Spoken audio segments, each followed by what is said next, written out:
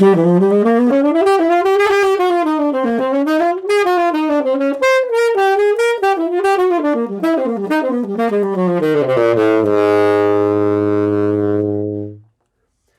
there everyone, my name is Neil Welch. Today we're going to talk about mouthpiece voicing or mouthpiece buzzing. The reason I like to focus on this technique today is because it's so essential to playing the horn with a full resonant sound that's going to make you be able to play in tune from the bottom range of your instrument all the way to the top without doing any huge embouchure adjustments.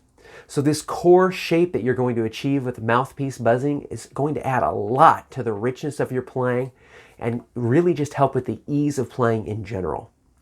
So I'm going to start with my full horn with my mouthpiece off. Now to make sure we're going to be successful in the exercises today, there's a PDF at the bottom of this video, or you can find that at neilwelch.com/lessons.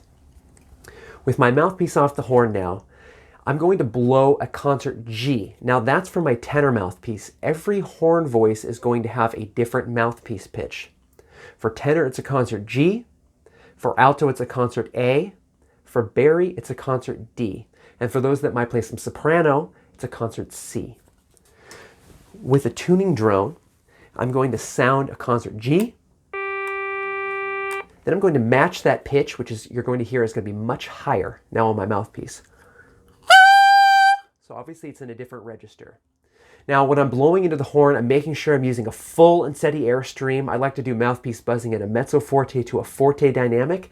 Don't do any major changes in your embouchure to produce the sound at first. Just blow how you normally would and adjust from there. Some might need to bring the pitch up, some might need to bring the pitch down. Here's my concert G again.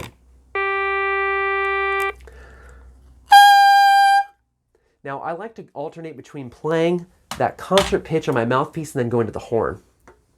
So since it's a concert G, I'm going to play an A.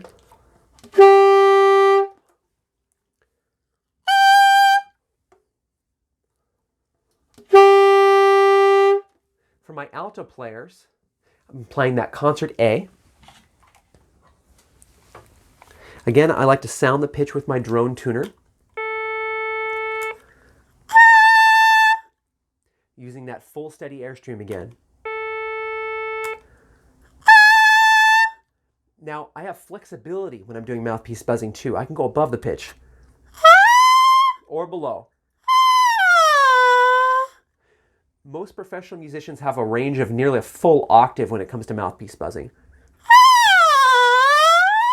For now, work on just trying to get that stable fundamental pitch. Again, for my altos, that's a concert A. For my baris, I'm going to do that concert D.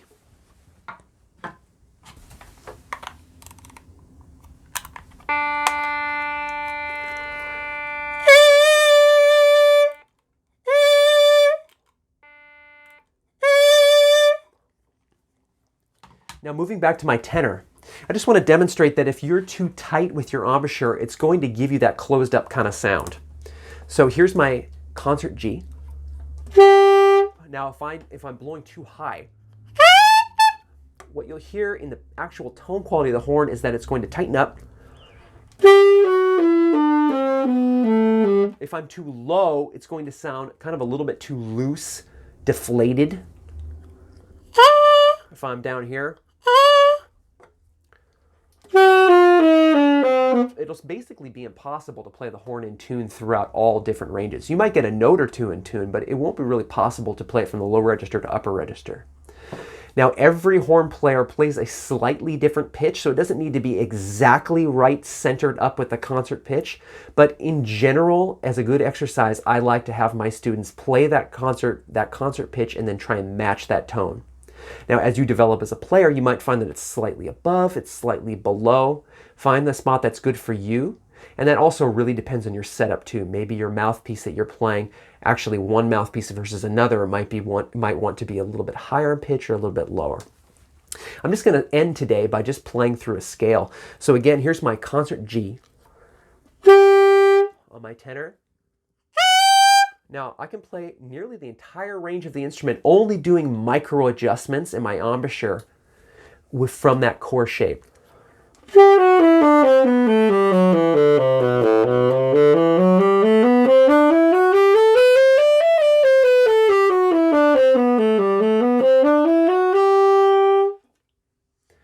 Thanks so much, everybody, for joining me today. Again, you can find more information at neilwelch.com/lessons. Hope you enjoyed our tutorial on voicing the saxophone mouthpiece through saxophone mouthpiece buzzing. Thanks so much.